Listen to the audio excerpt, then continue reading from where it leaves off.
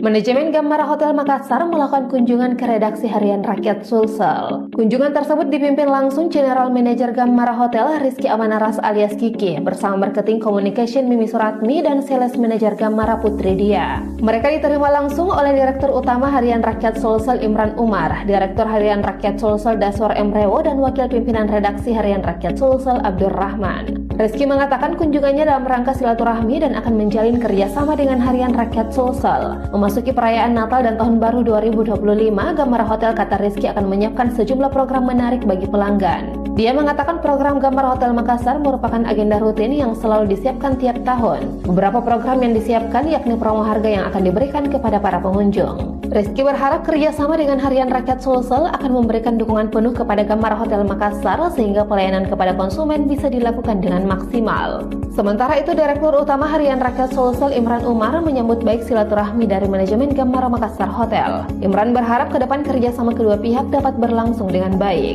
Menurut dia, Harian Rakyat Sulsel terus melakukan terobosan untuk memberikan informasi kepada masyarakat.